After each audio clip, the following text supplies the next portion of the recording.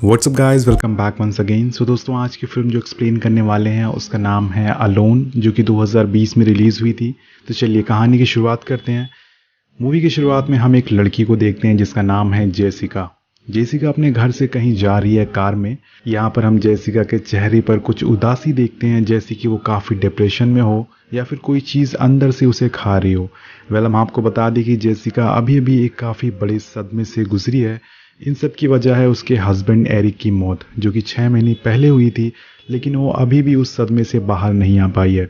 इस वजह से जेसिका को एंजाइटी है और इसकी दवाइयाँ भी वो ले रही है, इसका ट्रीटमेंट भी चल रहा है, लेकिन इस ट्रीटमेंट का उस पर कुछ खास असर नहीं हो रहा है। उसकी मेंटल हेल्थ अभी भी काफ़ी वीक है, इसलिए आज वो फैसला करती है कि वो इस घर को छोड़ देगी और इसके साथ उसकी हस्बैंड की यादों को भी। वो इस शहर को हमेशा के लिए छोड़ देगी और वो डिसाइड करती है कि वो शहर से बाहर जाकर रहेगी, जहाँ उसे थोड़ी शांति मिल सके। अब वो अपना सामान लेके निकल पड़ती है शहर से बाहर। उसे अपनी मंजिल में पहुंचने के लिए करीब 4 दिन लगेंगे, लेकिन उससे पहले उसके साथ कुछ ऐसा हो जाता है जिससे कि उसकी पूरी लाइफ एक बार और उलट जाती है। अब ये जानने के लिए आपको ये कहानी आखिरी तक देखनी पड़ेगी। अब हम जेसिका को हाईवे पर देखते हैं, जहाँ पे वो अपनी कार से जा रही होती है अपनी मंजिल की तरफ, और वो हाईवे काफ़ी सुनसान होता है, लेकिन उसके पीछे एक काली गाड़ी बहुत देर से उससे परेशान कर रही है। वो गाड़ी जेसिका को आगे बढ़ने नहीं देती, लेकिन जेसिका बहुत मुश्किल से उसे आगे निकलती है। लेकिन तभी एक मोड़ आ जाता है जहाँ पे वो काली गाड़ी उसके बिल्कुल साइड में आ जाती है।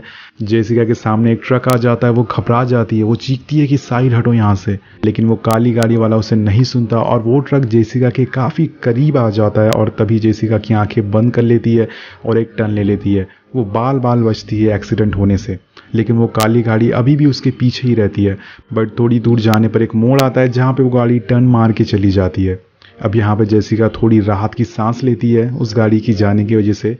अब दोस्तों, रात हो चुकी है और उसने एक दिन का सफ़र पूरा कर लिया है। वो पेट्रोल पंप के पास रुकती है और अपने डैड को कॉल करती है, उन्हें अपनी जर्नी के बारे में बताती है। हमें यहाँ एक बात और पता चलती है कि जेसिका ने अपनी फैमिली, अपने फ्रेंड, किसी को भी कुछ नहीं बताया इस बारे में कि उसने अपना घर छोड़ दिया है। वो असल में किसी की बातों को फेस करने की हालत में नहीं होती और उसने ये खुद को सही करने के लिए ऐसा फैसला लिया है।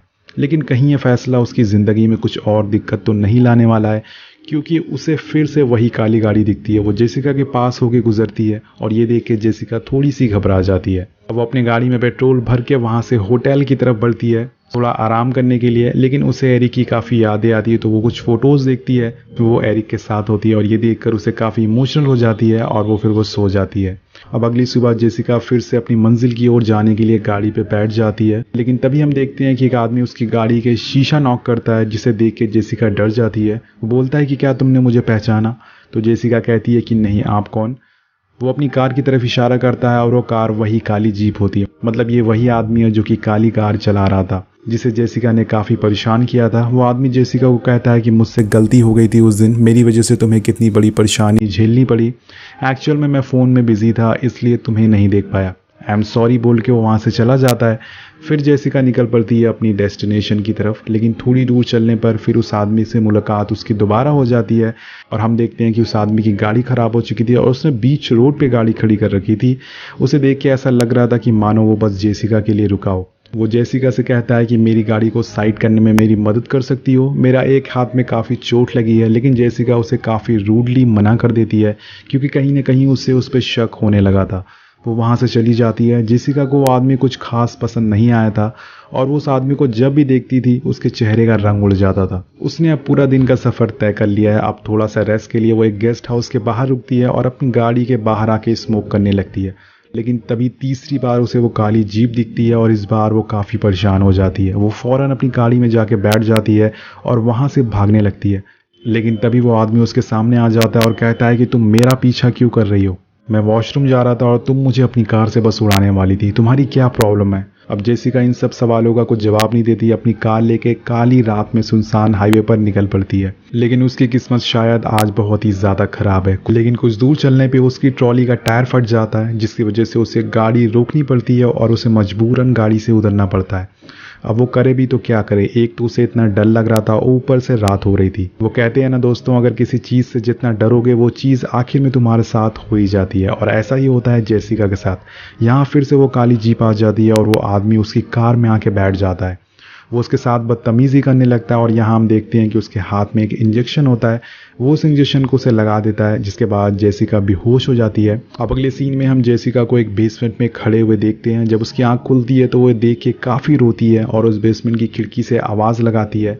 तभी वो आदमी आता है और खिड़की पर जेसिका उससे कहती है कि मैं तुमसे भीख मांगती हूँ, प्लीज़ मुझे छोड़ दो, प्लीज़ मुझे यहाँ से जाने दो। लेकिन वो आदमी का दिल शायद पत्थर का होता है, वो वहाँ से उसके बिना कुछ कहे बिना कुछ सुने चला जाता है।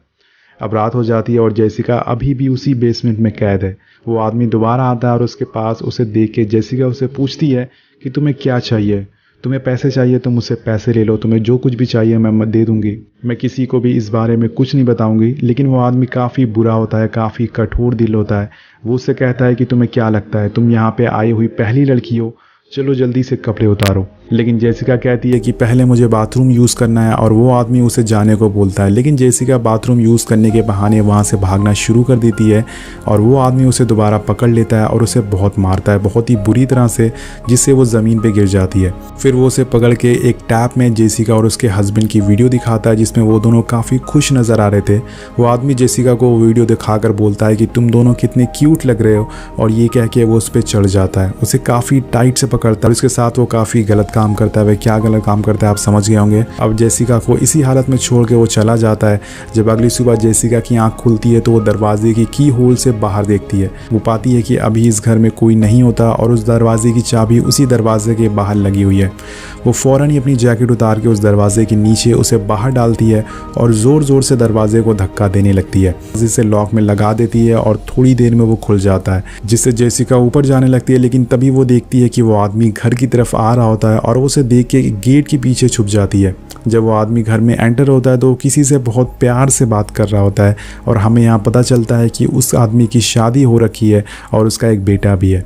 वो अपनी फैमिली से बिजनेस ट्रिप के बहाने यहाँ अकेले अपनी एक अलग लाइफ जी रहा होता है और मासूम लड़कियों को अपना शिकार बना रहा होता है। दोस्तों क्या पता उसने अभी तक कितनी लड़कियों के साथ ऐसा कर रखा हो। कुछ लोग बिजनेस ट्रिप के बहाने क्या क्या करते हैं, वाह। अब आगे बढ़ते हैं। जेसिका उसकी सारी बातें सुन रही होती है और दरवाजे के पीछे से तभी मौके का फ़ायदा उठा के वो वहाँ से भागना शुरू कर देती है। लेकिन अफसोस वो आदमी उसे देख लेता है और वो भी उसके पीछे भागने लगता है। जेसिका जंगल के बीच में अपनी पूरी ताकत से भागती है ताकि वो अपनी जान बचा सके। लेकिन तभी उसके पैर में एक लकड़ी घुस जाती है, जिससे वो काफ़ी ज़्यादा ज़ख्मी हो जाती है।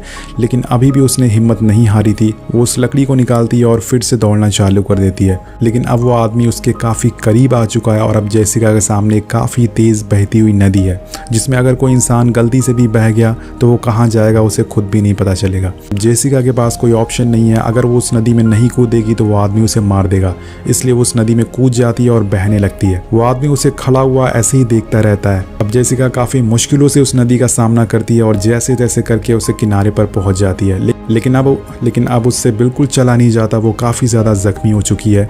वो एक सूखी लकड़ी का सहारा लेती है, जिससे कि वो आगे बढ़ने लगती है धीरे धीरे। और तभी यहाँ पर उसे एक और हलचल सुनाई देती है। वहाँ पर उसे एक बूढ़ा आदमी दिखता है जिसके हाथ में एक बंदूक होती है। वो शायद यहाँ पर शिकार करने आया हुआ था। अभी उसकी नज़र जेसिका पर पड़ती है। जेसिका उसके सामने हाथ जोड़ती है और मदद की गुहार करती है। वो आदमी को कुछ समझ नहीं आता कि क्या हो रहा है। जेसिका उसे कहती है कि एक आदमी मुझे मारना चाह रहा है, प्लीज़ मुझे बचा लो, मुझे एक कॉल करने दो। तो वो बूढ़ा आदमी अपना फ़ोन उसे देता है, लेकिन वो फ़ोन टूटा हुआ होता है। वो जेसिका को अपने कार में बैठा लेता है और उसे वहाँ से ले जाने लगता है ताकि वो उसकी मदद कर सके। वो जेसिका को कुछ खाने का सामान भी देता है, जिससे कि उसकी हालत थोड़ी सुधर सके।